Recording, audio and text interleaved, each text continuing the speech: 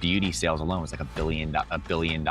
Like that's insane. About the retail world, I guess I know as much as I need to know as the TikTok guy. I just got to drive people there and then my job's done. I would say it's like the discount channel, the discount store is on steroids these days.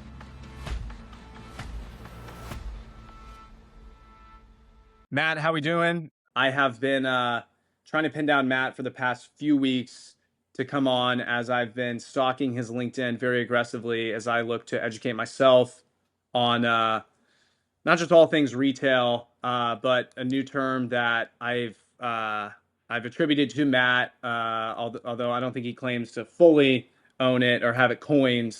But some interesting propositions, if you will, for folks in our CPG marketing world. Matt, thank you for taking the time today. Yeah, appreciate you having me, man. Excited to jump into it.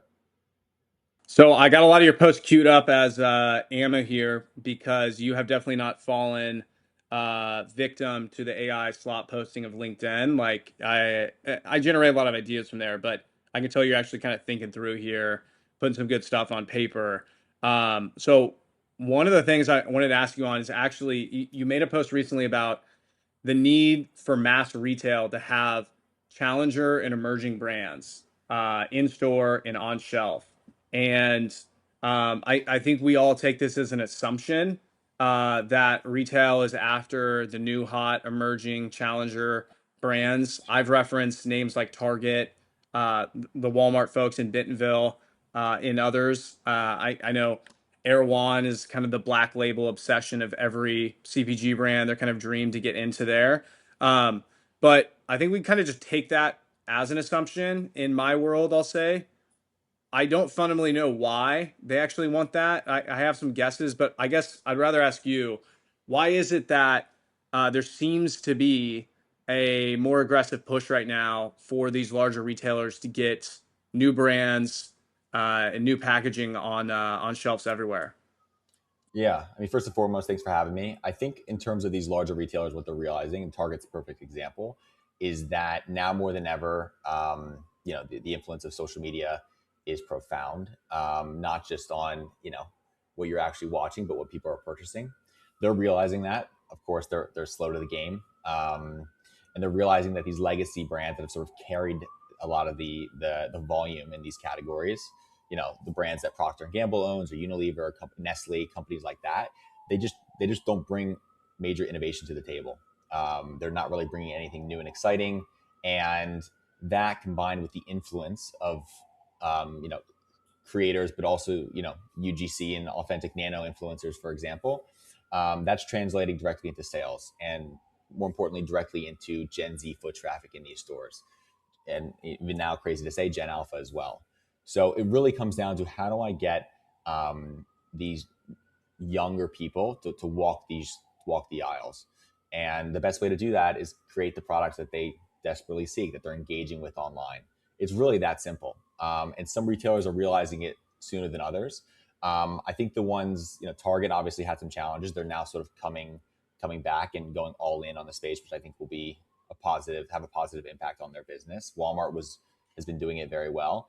And then transparently, I think they're just seeing the rise of things like TikTok Shop. I just saw something today that TikTok Shop's Q2 um, beauty sales alone was like $1 billion.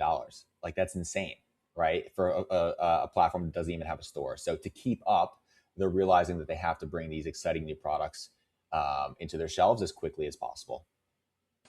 Yeah, I know I've spoken on this anecdotally of some of our brands getting hits, getting call outs, more folks underwriting their growth strategy to discovery layer in TikTok and sometimes Amazon, routing directly into retail, deprioritizing traditional D2C, spending less in Meta and more traditional D2C kind of funnels and flows, um, optimizing everything for the top of funnel discovery engine and the bottom funnel conversion engine. And we've seen some borderline harassment from the bigger retailers after these brands. I've even seen them publicly advertise. And one note I'll add in there is Target recently has gone to market with I believe they label it as Bullseye. They're actually set up as a retail brand on TikTok Shop now. They've been testing with their own affiliate programming. My guess is they start to get into live stream. So as much as they've been forcing downstream action to their brands, I think they're going to start to get into the game. Um, One of the things you're known for in the space here, and I cite it as kind of having coined, is off-price retail. I know way too little probably about the retail world. I guess I know as much as I need to know as a TikTok guy. I just got to drive people there, and then my job's done. Um, what is off-price retail in terms of like its definition, and why should these CPG brands today care? Yeah. So the term off-price retail has definitely gained a lot of traction recently. It's not a new concept. These are stores that are offering their products at a discount. They're not advertising what's in the store. However, when you walk in, there's sort of this treasure hunt model where you're finding either exciting new products that are trending online, or you're finding nationwide brands that are recognizable at an affordable or a more affordable price point. They've sort of become, they are discovery hubs for products, innovation, trends, and brands. And traditionally, these were known as more discount stores. So things like TJ Maxx, Marshalls, Ross, Burlington, and they still operate in more of that discount clearance way. But if you looked at any of their stock prices over the last 5 to 10 years, they've actually absolutely exploded because increasingly Americans are valuing that product brand discovery and that deal that they're getting when they're walking in these stores. And there's also a benefit to the brands because they're not being advertised at a lower price point, which potentially can protect against direct to consumer channels or other full price retailers. So, because of the shifts in the macroeconomic space with social media and people valuing a deal, less disposable income, and then also these stores really upping their game and building these exciting new assortments, off price has become a huge opportunity for CPG brands, especially those that are looking to attract that younger demographic. Just take one example would be like TJ Maxx in their beauty section. If you walk into a TJ Maxx today, it almost looks like you're in an Ulta and a Target from a beauty perspective, which is just incredible compared to 5-10 years ago. And that is partly led because their strategy has been, we need that younger shopper in there. That shopper wants exciting new beauty products that are traditionally doing well, no matter how the economy is doing, right? So let's build an exciting assortment and allow brands to be discovered and trends to be discovered in that space. And what I've found in beauty and some of these other more consumable categories that are a bit newer, traditionally the likes of TJ's and Ross and Burlington. I mean, Burlington used to be called Burlington Coat Factory, right? They've been traditionally apparel resellers, apparel retailers, is that they're just putting a huge emphasis on these higher growth consumable categories that are attracting Gen Z into the stores. So with that, they're an incredible way for brands, to get discovered and products to get discovered. And you're seeing a lot of brands in the CPG space lean into that by putting their products in those stores. So that's sort of off price in a nutshell. I would say it's like the discount channel, the discount stores on steroids these days. Well, this is why that matters a lot. One, I need to let the audience know I still to this day regularly shop at Aldi, and I will for the rest of my life. It does not matter my net worth. I will always be religious and loyal to Aldi for the rest of my life. I know that's probably not your traditional because it's all grocer. It's a lot of their own private label stuff. But that's the type of consumer I am. One of the challenges that we uniquely have in both CPG, marketing, brand, social, influencer, all the folks like in this interesting sphere is there was a report years ago, right post COVID, and they attributed a coefficient ratio to specific fields that folks work in. And what was really intriguing, call it because of our consumption patterns, our media patterns. I don't exactly know what drove this, but folks that work in the marketing industry had a stronger coefficient ratio, aka more similarity with one another in terms of worldview, perspective, all of those things, than folks in the military by about 50%. And it was the highest among any other field, including military, doctors, nurses. It doesn't matter what it is. Marketing was the most monolith from similarity in terms of worldview. One of the things I think we struggle in our assumptions is our awareness of the US consumer, because the algorithms that we live on, use, deploy, work to optimize have a way of finding people who buy things, which online, which I'd already say is in itself a unique consumer. You could argue, who are people who click on ads and buy things through Instagram funnels, for example? What about TikTok Shop? I can tell you it's less than the totality of that consumer base, probably less than half in the instance of TikTok Shop and more new channels. All of that to say, we are so in our own heads that everybody shops like we do, that they go to Erewhon and they go to Whole Foods and that they go to the beverage aisle and they look at everything on the wall like we probably do, and they go to the protein bar aisle and they look at all the new brands and the new flavors and the new structures. But the reality is that's probably not I can probably say confidently how everyone shops in today's world. So I guess to the point here, what does the actual like economic outlook look like? Where is the US consumer? Are you seeing shopping increasing in these off-price retail locations, particularly for younger consumers? Are you seeing it for older consumers? How is the dollar? We're not going to, talk about the Federal Reserve or things that I certainly want to understand, but like, what the hell is happening in the market, and how's that probably impacting all of us, but we're probably not aware of it?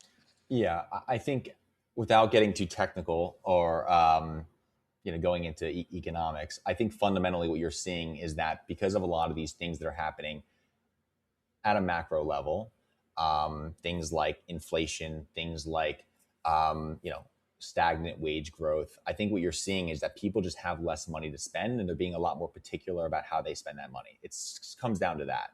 Like you've probably heard of the K-shaped economy. The people at the top are doing exceptionally well, but that gap, that quote unquote middle, is getting increasingly large, and more people are in this sort of middle space. And those people, even if they have a decent household income, they're still looking for a deal, because over here at the gas station, they're getting squeezed, or with eggs, they're getting squeezed. So everyone's sort of looking for a deal. If you think about all the things that go into a purchase decision, the value that someone perceives that they're getting with the product is increasingly high. So like they want a deal more than ever. And these stores offer that deal. So you see a lot of stuff about like consumer sentiments at an all-time low. People just are not pleased with the economy, and those things are probably true, but they're still spending their money. They're just doing it in certain places. And one of the places they're doing it is an off price, because they're seeing they can get more things there, and they can get those things at a deal. And the perception of these stores has drastically changed. Again, traditionally they were more clearance, liquidation, discount stores where you just went, place of last resort, if you will. It is not like that at all anymore, because the consumer, especially that younger consumer, just has less money to spend, and they want to stretch that dollar. So when the typical demo might be like a 35-year-old woman walks into a TJ Maxx, she has $100, and she's going to try to make that $100 go as far as she can in that store, right? That's who's shopping in these stores. They're still spending that money that they have. They're just being a lot more particular about how they do it. So places like Aldi, for example, even though that's not technically off price, they're leaning into more value options or private label. Those places are exploding because people are deciding, you know what, I don't need to go to the nicest grocery store every time or even at all.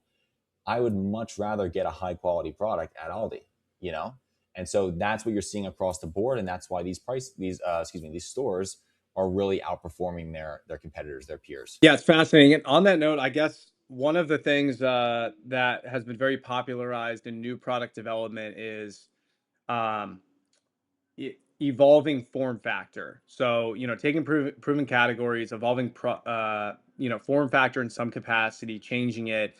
And typically, whenever you hear, the term bargain shopper or shopping for a discount, the brand default is to change some sort of online offer structure, or give away more for less, or to discount their product, which for new and emerging brands is sometimes an impossible financial outlay for them unless they have a really strong sense of their LTV, which becomes a larger kind of data question. I guess, is there anything to be said, and this is on the spot, so there's probably not going to be a legitimate example here, but is there anything to be said about that value relationship um being a dynamic of form factor, not literally, but hey, this form of this thing, I'm getting more value for my dollar here. Like, for example, something that was super popularized in bro culture on TikTok was like protein per dollar.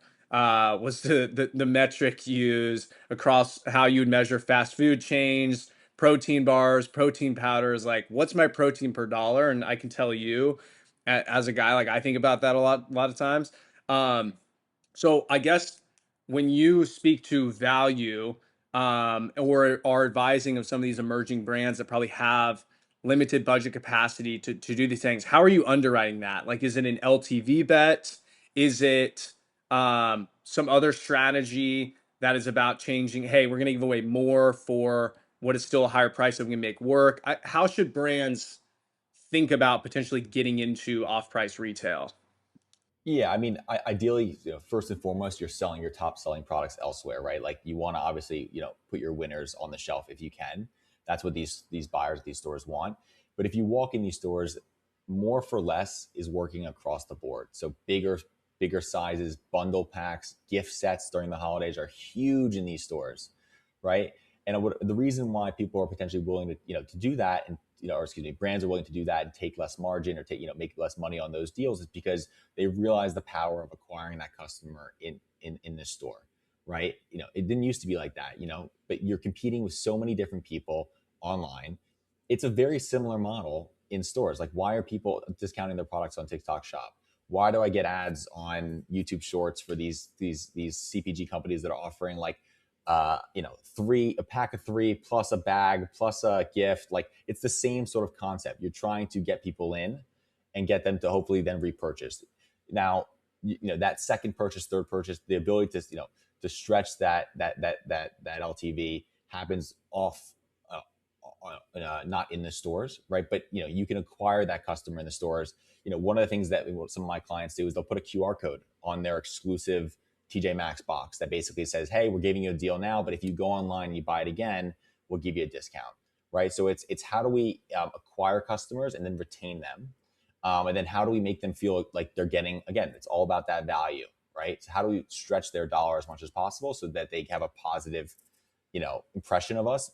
Hopefully they like the product as well, and then they come back and they purchase it again at full price in a Walmart or on our TikTok Shop platform or on Amazon. So that's really the play, and that's how these clients can win in the long term, not just these small buys here and there.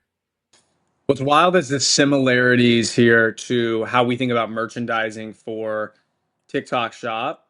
And sometimes this can also be an excess inventory issue. For example, there's a lot of brands we work with where the first thing I'll ask in merchandising strategy is, do you have excess inventory of a unit, or do you have a product that's incredibly inefficient in other channels right now that we could use for TikTok? Because we're going to get the marketing either way.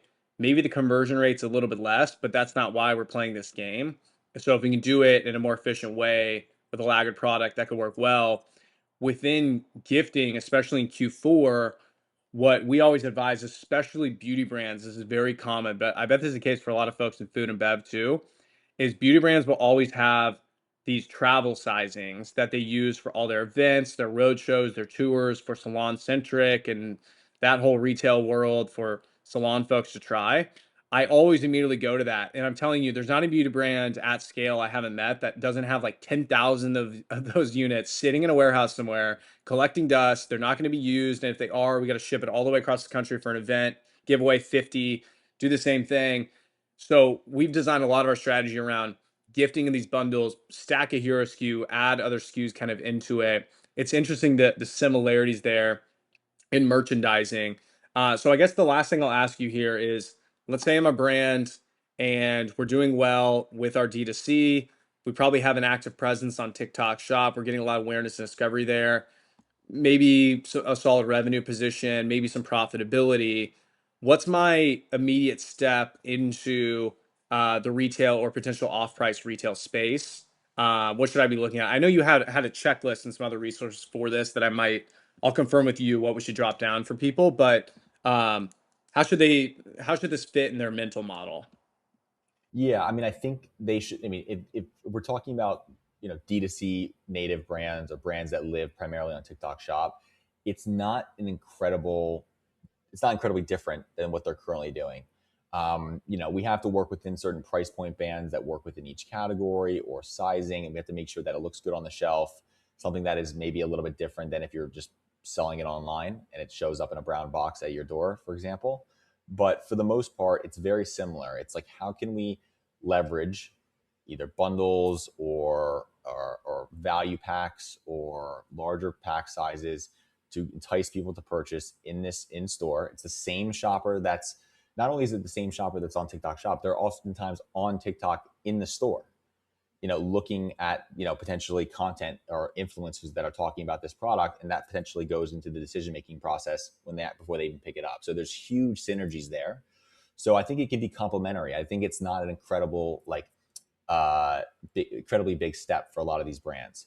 So as you're planning Q4 seasonal, as you're planning Q1, Q2, and you're thinking about what products can we potentially sell at a discount to acquire customers on TikTok Shop, I think, you can use the resources at disposal on commonshelf.co, my website, but also think about what this would actually look like in a store.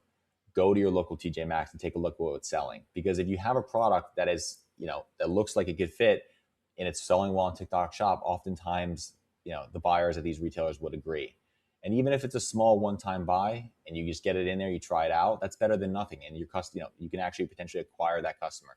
You have to remember, these stores have thousands of locations around the country.